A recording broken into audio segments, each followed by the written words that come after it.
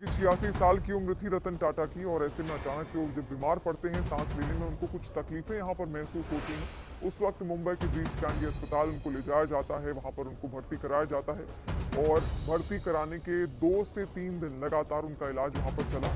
इलाज के दौरान भी तमाम तरीके की अटकलें उस वक्त निकल कर सामने आ रही थी, लेकिन आज अंतिम सांस ली है रतन टाटा ने यहाँ पर और दुनिया को अलविदा उनकी ओर से कह दिया गया है।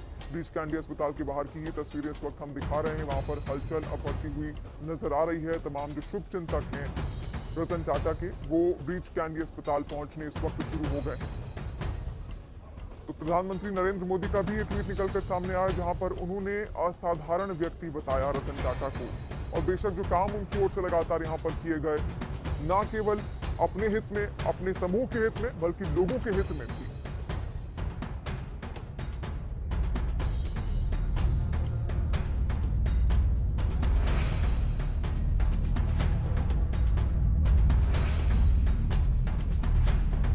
तो देश के मशहूर उद्योगपति रतन टाटा ने अंतिम सांस आज ले ली है और दुनिया को उनकी ओर से अलविदा कह दिया गया है। 1937 में उन्होंने जन्म लिया मुंबई में ही वो अपनी पढ़ाई लिखाई उनकी ओर से की गई। फिर बाद में वो अमेरिका गए। अमेरिका में उन्होंने बिजनेस की पढ़ाई की, आर्किटेक्चर की पढ़ाई की और आर्किटेक्चर की पढ़ाई करने के बाद वो वापस भारत लौटे और उन्होंने 1990 में टाटा समूह की कमान संभाली, अध्यक्ष पद संभाला टाटा समूह का और 1990 से लेकर 2012 तक अध्यक्ष पद उनके पास ही था टाटा समूह का।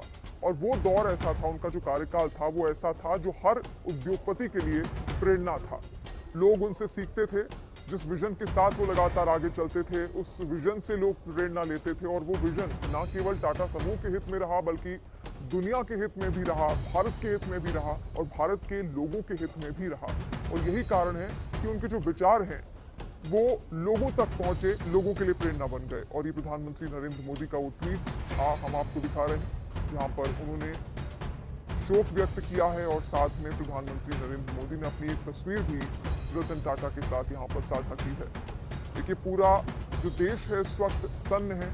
एक शून्य वो छोड़कर गए हैं, उद्योग जगत के लिए एक शून्य छोड़कर गए हैं, लोगों के दिलों में एक शून्य छोड़कर गए हैं, क्योंकि अब तक के उनके जितने भी काम थे वो सब लोगों के हितों में रहे। परोपकारी भी उनको कहा जाता है क्योंकि हमेशा से दयालु स्वभाव के वो रहे हैं, परोपकारी स्वभाव के वो रहे हैं। लोगों के हितों में हमेशा से उनकी ओर से काम किया जाता था। जब भी वो अपनी कंपनी के बारे में, टाटा समूह के बारे में सोचते थे तो कहा उनके बारे में यही जाता था कि उस वक्त उनके जहन में तमाम वो भारतवासी भी आते थे कि उनके हित में और क्या बेहतर वो कर सकते हैं, उनकी ओर से और क्या वो बेहतर किया जा सकता है। और इसी वजह से उनको जाना भी जाता है। और आज अगर तमाम जो भारतवासी हैं उनको याद करेंगे तो उनके इन तमाम कामों के लिए ही याद करेंगे। और श्री रतन टाटा जी के लिए शोक व्यक्त यहाँ पर किया गया है प्रधानमंत्री नरेंद्र मोदी द्वारा। वो ट्वीट भी हमने इससे पहले आपको दिखाया, जहाँ पर वो लिखते हैं, श्री रतन टाटा जी के साथ मेरी अनगिनत मुलाकातें याद हैं। जब मैं गुजरात का मुख्यमंत्री था तब मैं उनसे अक्सर मिलता था। हम विभिन्न मुद्दों पर विचारों का आदान प्रदान करते थे। मुझे उनके विचार बहुत उपयोगी लगे। दिल्ली आने पर भी ये मुलाकातें जारी रहीं। उनके निधन से मुझे बहुत दुख हुआ। इस दुख की घड़ी में मेरी संवेदनाएं उनके परिवार, मित्रों और प्रशंसकों के साथ। ओम शांति। प्रधानमंत्री नरेंद्र मोदी का एक ट्वीट इस वक्त हम आपको दिखा रहे हैं, जहां पर उन्होंने अपनी एक तस्वीर भी खुद रतन टाटा के साथ साझा की है और इस बात का भी जिक्र किया, जब वो गुजरात के मुख्यमंत्री थे तो अक्सर उनकी बातचीत होती रहती थी, अक्सर उनकी मुलाकातें होती थी। लेकिन जब दिल्ली वो आए तो उस दौरान भी उनका ये जो सिलसिला था मुलाकात का वो जारी रहा। उनके जो विचार थे वो उन्हें बेहद उपयोगी लगते थे। ये उन्होंने अपनी बातों में यहाँ पर जिक्र किया ट्वीट के जरिए और एक असाधारण व्यक्ति बताया उन्होंने रतन टाटा को। परिवार और मित्रों के साथ मेरी संवेदनाएं हैं। प्रधानमंत्री नरेंद्र मोदी का एक ट्वीट यहाँ पर जो सामने आया है, क्योंकि पूरे देश के लोगों के इकट्ठा होने का सिलसिला वहाँ पर लगातार जारी है। क्योंकि मुंबई से जैसे ही खबर निकलकर सामने आई कि रतन टाटा ने आखिरी और अंतिम सांस यहाँ पर ली 86 साल की उम्र में, उनके तमाम जो शुभ चिंतक थे वो अब वहाँ पहुँचने शुरू हो गए हैं।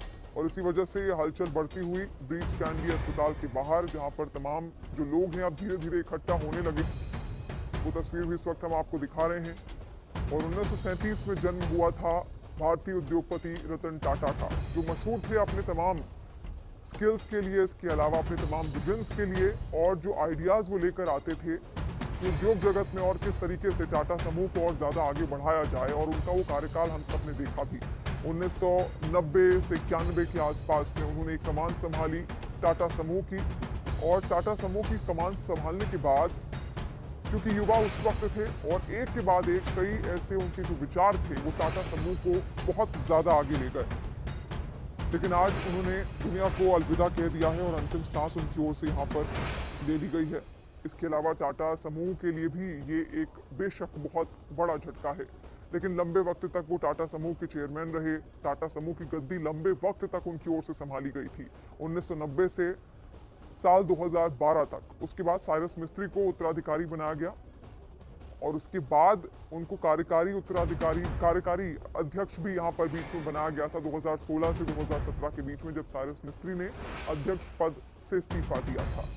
तो बड़ी जिम्मेदारियां यहाँ पर उनको मिली, और जैसा लगातार हमारे सहयोगी भी हमें बता रहे थे कि हाल के दिनों में उनकी तबीयत कुछ नासाज थी और इस कारणवश वो तमाम ऐसे जो बड़ी मीटिंग्स होती थी टाटा ग्रुप्स की, उसमें शिरकत नहीं कर पाते थे। और ऐसे में जब पता चला कि उनको सांस लेने में कुछ तकलीफें यहाँ पर सामने आ रही हैं, उसके बाद उनको तुरंत अस्पताल में भर्ती करवाया गया था।